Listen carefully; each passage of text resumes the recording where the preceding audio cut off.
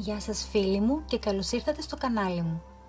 Σήμερα θα σας δείξω με πολύ απλά και λίγα υλικά πώς μπορείτε να διακοσμήσετε τα βαζάκια για την κουζίνα σας. Ένας γρήγορος τρόπος να δημιουργήσουμε μια βάζα στα βαζάκια μας όταν δεν έχουμε πολλά υλικά είναι να βάλουμε λίγη κόλλα και μετά να απλώσουμε απλό ακριλικό χρώμα. Εμπιστευτείτε με, δεν θα πάθει ποτέ τίποτα.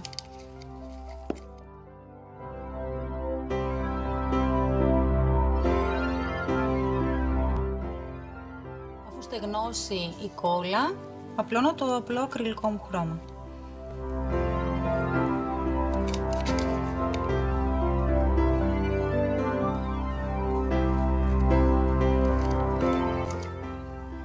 Για πιο ωραία επιφάνεια στρώνω το χρώμα μου και με ένα σφουγγαράκι.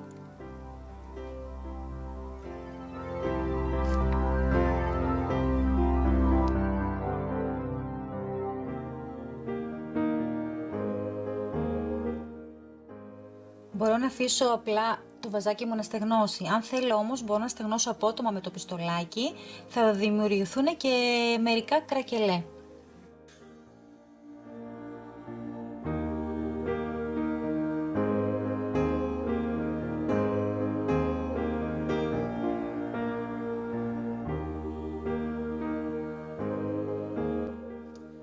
Επιλέξει μια χαρτοπετσέτα με 2 πολύ δροσερά λεμόνια, μου αρέσουν πάρα πολύ για κουζίνα.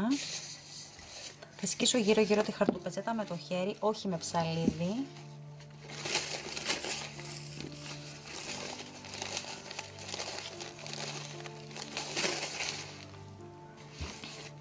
Αφήνω πολύ λίγα χιλιοστά από το φόντο και αφαιρώ τα 2 φύλλα. Κρατάω μόνο το επάνω φύλλο.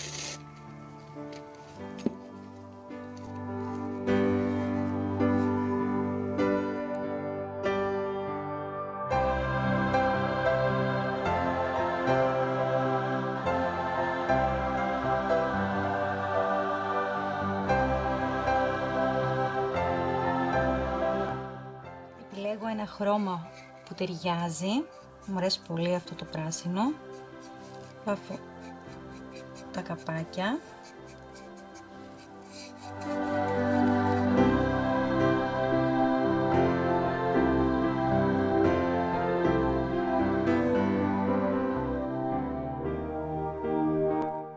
Μου αρέσει αυτό το φέγγισμα που κάνει μέσα.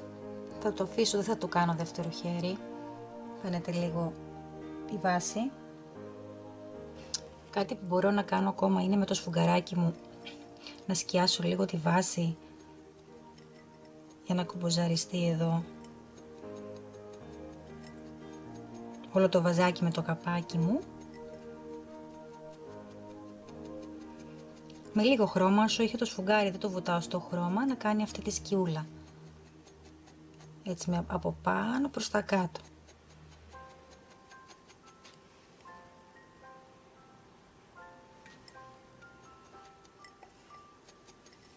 Και με πολύ λίγο χρώμα και ένα σκληρό πινελάκι, πολύ λίγο χρώμα, σαν dry brush δηλαδή, και λίγο θα κάνω εδώ πάνω, έτσι απλά λίγο το τρίβω, με ελάχιστο χρώμα, θα μου κάνει και εδώ μια ελαφριά σκίαση.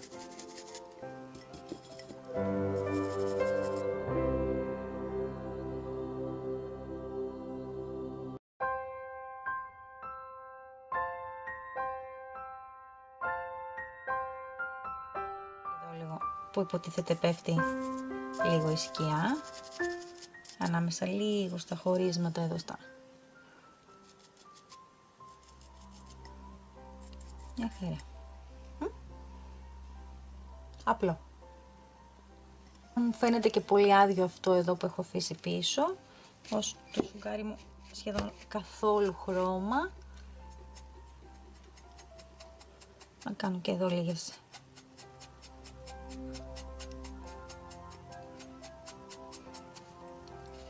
έτσι.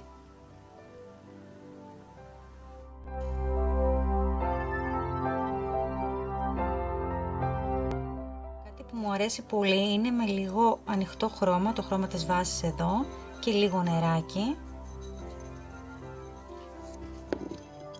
Και με μια μπατονέτα να κάνω εδώ λίγα πουά.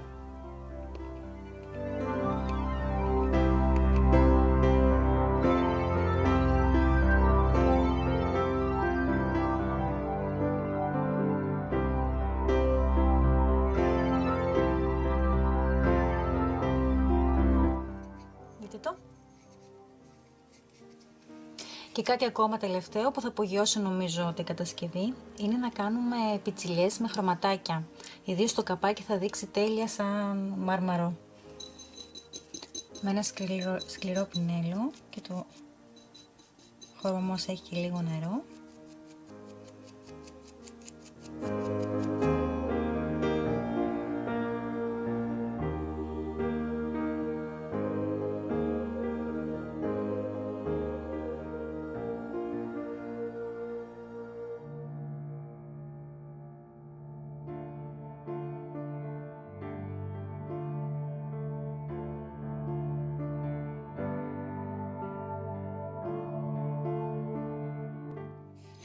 Κάνω το ίδιο με λίγο από το πράσινο το χρώμα μου.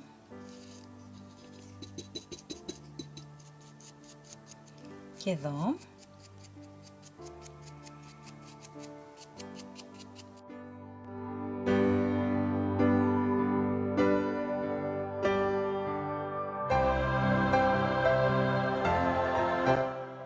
Και παίρνοντας με το πινέλο μου και λίγο μαύρο χρώμα, ας έχει και πράσινο εδώ, δεν πειράζει, να το σπάσει λίγο, θα κάνω και λίγες μαύρες πιτσιλιές, πολύ ωραίες, έξτρα παλαίωση, και όταν περάσει και το βερνίκι δείχνει πολύ ωραία.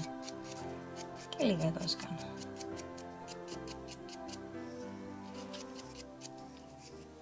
Μπορεί να χρειαστεί να βάλω και λίγο νεράκι εδώ, να γίνει το χρώμα μου πιο μαλακό, αλλά όχι πολύ, μην αρχίσει και τρέχει. Βάζω εδώ.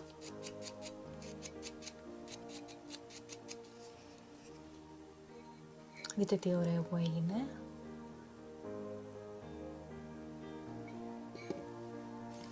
Ας καθαρίσω και το χαμό εδώ. Αν έπεσε κάπου παραπάνω.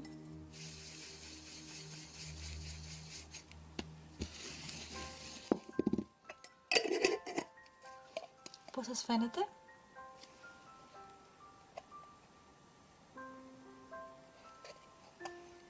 Και είναι έτοιμο. 3 χέρια βερνίκι με αρκετές ώρες απόσταση το ένα χέρι από το άλλο, και δεν θα πάθουν τίποτα για αρκετά χρόνια. Μπαίνουν και στο ψυγείο.